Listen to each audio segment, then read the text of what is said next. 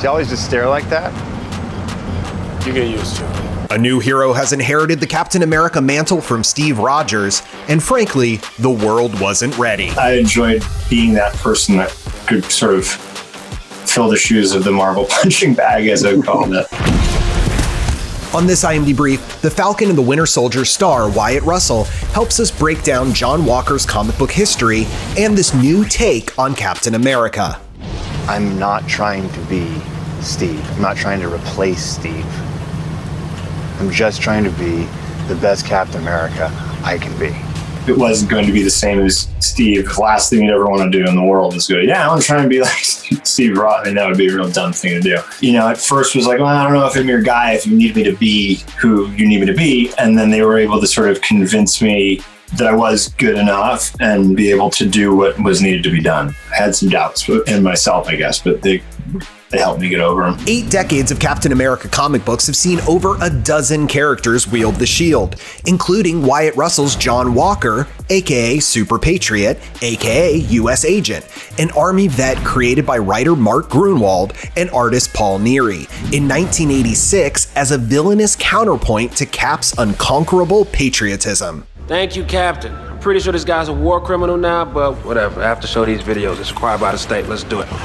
Gruenwald said he designed Walker by playing the opposite game with Cap. Steve Rogers is a poor northern urban boy, so I'll make a guy from rural, middle-class South. Cap is now old, so this guy will be a real young up-and-comer. Cap has lofty ideals, so I'll make Super Patriot be more realistic and more pragmatic. The germs of these ideas cross over into Russell's take, but he admits that he didn't go deep on the comic book portrayals, as the Falcon and the Winter Soldier team had their own story to tell about Walker. The art, though, did kind of inspire it. The art of John is different. He's a different vibe. And so that vibe I took, and with Justin Eaton, my stunt performer, he's incredible. He's half of John Walker. He and I came up with sort of a way of being, even fighting and all that kind of stuff that we thought was interesting to bring to the character and make him feel different than Captain America of past.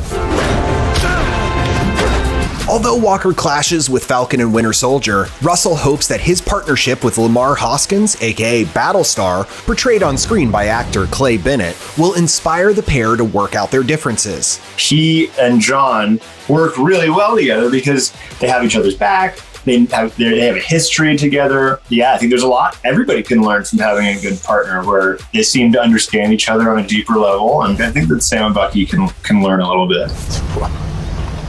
It's always that last line.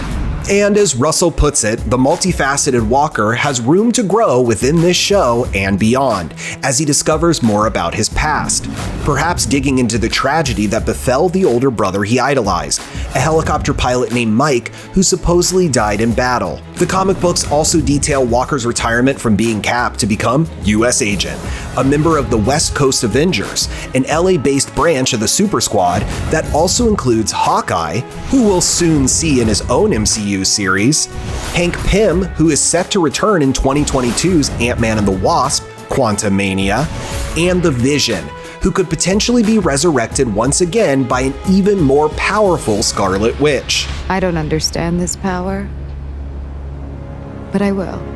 For more Marvel mayhem and trending tales, stay glued to imdb.com/imdbrief.